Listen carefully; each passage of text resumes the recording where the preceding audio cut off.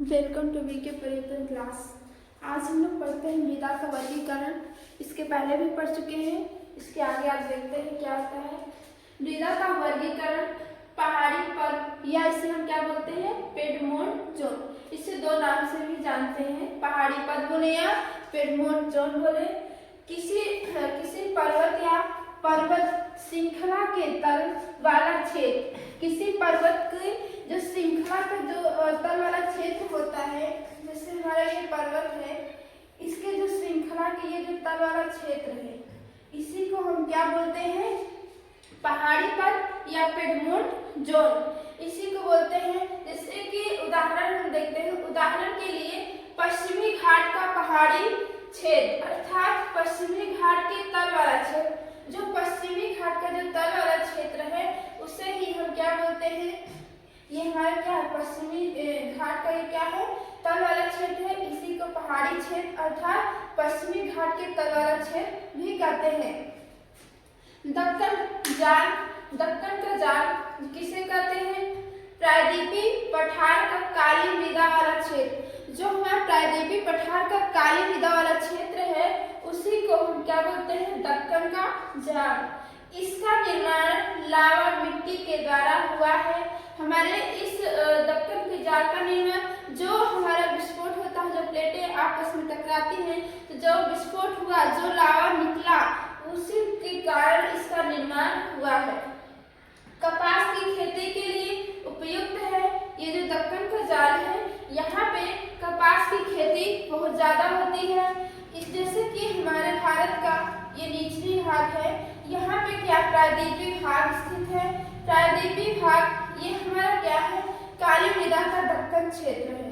ये काली मृदा का क्या है, दक्कन क्षेत्र है। इसी को हम बोलते हैं दक्कन का जाल, जो कि हमारे प्रायद्वीपीय भाग में ये स्थित है। देखिए मृदा अपरदन और संरक्षण, हम इसके पहले बता चुके हैं मृदा अपरदन किसे कहते हैं, जो कि अधिक ज्यादा बारिश हो, बारिश के कारण जो मिट्टी अपने स्थान से अपने जगह से दूसरे जगह पे चली जाए, जहाँ से मिट्टी अपना स्थान छोड़ी वहां से अलग होकर कहीं और चली गई, उसका अपरदन हुआ, उसी को हम क्या बोलते हैं, मृदा अपरदन।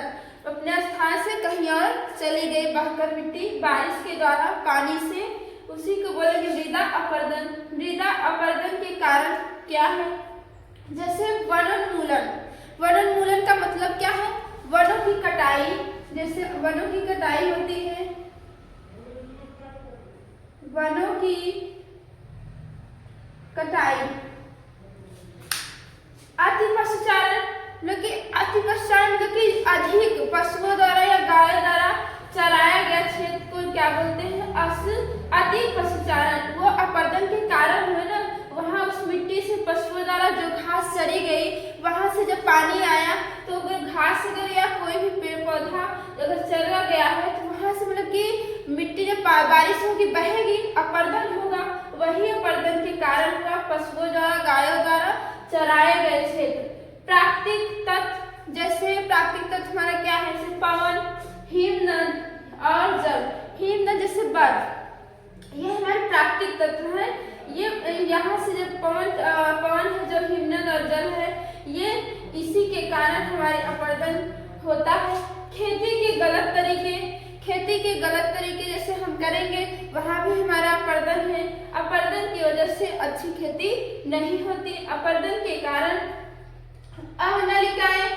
अवनलिकाएं किसे कहते हैं, जैसे कि वनस्पति की कमी में जब बहता जल, हमारे जो वनस्पतियों का कमी हो, वहाँ कम वनस्पति हो, वहाँ पर जब बहेगा जल, पानी बहता है, वहाँ की मृत्तिका युक्त मृदा, जो वहाँ की मृत्तिका युक्त मृदा मतलब मिट्टी जो है को काटने हुए गहरी, मिट्टी को काटते हुए गहरी नलिकाएं वाहिकाएं बनाता है।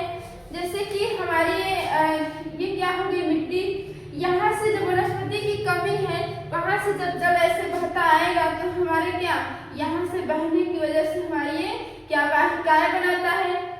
जब वाहिकाएं बनाएगा तो यहाँ से मिट्टी वहां से लेके आएगा ही पानी से बहाकर, तभी तो हमारी वाहिकाएं अवनलिकाएं बनेंगी, जिसे हम क्या कहते हैं, अवनलिकाएं कहते हैं। बारिश की वजह से उत्खात भूमि किसे कहते हैं। उत्खात भूमि के बारे में हम देखते हैं, जो कि अर्ध शुष्क प्रदेशों में स्थित असमान धरातल वाली उच्च जो ऊंचाई पर स्थित है भूमि, जिस पर आकस्मिक तीव्र वर्षा हो जाने से गहरी गहरी अवनलिकाओं की पंक्तियां बन जाती हैं। क्योंकि जो ऊपरी सतह पर स्थित है वहां से इसके आकस्मिक तीव्र वर्षा हो जाने से यहाँ पर गहरी गहरी क्या बन जा रही है, नलिकाएं। यहाँ पे गहरी गहरी कई ढेर सारी नलिकाएं बन जा रही हैं, जो हमारी सतह पर भूमि पर पानी की वजह से कटकर ये गहरी गहरी नलिकाएं बना ले रही हैं, पंक्तियां बन जाती हैं और संपूर्ण भूमि ऊबड़ खाबड़ हो जाती है। इसकी जो संपूर्ण भूमि है वो क्या ऊबड़ खाबड़ हो जाती है। ऐसा अपर्दित भूहस्य जहाँ पर अनेक खड्ड मतलब गड्ढा हो जा रहे हैं और खाइयां पठार की सतह को काट देती है। ये हमारी अर्धशुष्क प्रदेशों में स्थित है। ये उत्खाती भूमि जो कि जगह जगह पे गड्ढा कर दे रही, कहीं कहीं खाइयां बना दे रही है, जो कि ये ऊबड़ खाबड़ की वजह से ये पानी वहाँ पर टिकता नहीं, वहाँ से ढलान बनाकर हमारी ढेर सारी अवनलिकाएं की पंक्तियां बना ले रही है। वायु अपर्दन किसे कहते हैं। वायु अपर्दन इस प्रकार का अपर्दन वहाँ होता है जहाँ की भूमि मुख्यतः समतल, अनावृत, शुष्क एवं रेतीली तथा मृदा ढीली, शुष्क एवं बारीक दानेदार होती है। वहाँ की जो मिट्टी है रेतीली लेकिन एकदम दानेदार बारीक हो जाती है। साथ ही वहाँ वर्षा की कमी तथा हवा की गति अधिक, वहाँ पे जो हवा है और वर्षा की वो जो गति है वहाँ पे बहुत ज्यादा अधिक है। यथा जैसे कि रेगिस्तानी क्षेत्रों में ये सब ज्यादा वायु अपर्दन होता है। संरक्षण किसे कहते हैं। हम लोग अपनी मृदा का संरक्षण करें, कैसे करें। पहाड़ों पर सीढ़ी बनाने का काम करें।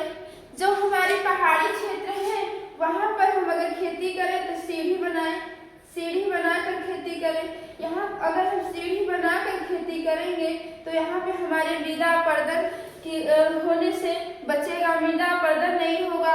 हम यहाँ पर खेती कर सकते हैं, जैसे कि बड़े पैमाने पर भूमि को बांटकर सीमांकन के बीच घास की पट्टियां उगाकर हम लोग बड़े पैमाने पर किसी भी अगर हम लोग इधर से खेती करेंगे तो यहाँ से सारी अपरदन मिट्टियां ढल जाएगी। अगर बड़े पैमाने हम बनाएं कि सीमांकन के बीच घास की पट्टियां उगाकर, लेकिन जो घास की पट्टियां हैं वहां पर उगा दें तो हमारे से मृदा अपरदन कम होगा। खेत के चारों ओर के किनारों को कतार में लगातार एक मेखला बनाना वना रोपण होगा। वन का रोपण यानी वन का सुरक्षा होगा। अगर हम किसी भी खेत के चारों ओर कतार में, खेत के चारों ओर हम अगर ये मेखला बना दें या इसके किनारे पर हम छोटे छोटे पेड़ भी लगा सकते हैं, जिससे कि हमारी खेत की और सुरक्षा हो जाएगी। छोटे छोटे ये पेड़ लगाएंगे तो हमारे खेत के चारों ओर एक किनारे कतार लगा रहेगा, तो हमारा वन रोपण या किसी भी वृक्ष या कोई भी पौधा लगाएंगे यहाँ से ना मिट्टी बहकर जाएगी, हमारे एकदम सुरक्षित रहेगा। हमारे खेत के चारों ओर ये मेखला बनाना जरूरी, जिसे हम मेड़ बोलते हैं। खेत के चारों ओर बना रहता है मेखला। यहाँ पर किसी भी कोई भी चीज लगाएंगे तो एकदम सुरक्षित पड़ी रहेगी। कहीं हमारे से मृदा अपरदन होता है, हमारी मिट्टी भी यहाँ से बहकर कहीं नहीं जाएगी। अधिक पशुचारण को नियंत्रित करें। अगर हमारे इस यहाँ पे पशुचारण ज्यादा हो रहा है, भैंस या गायों की ज्यादा चराई हो रही है, उसको नियंत्रित करें, उसे रोका जाए। जैसे कि हमारी खेतों की ये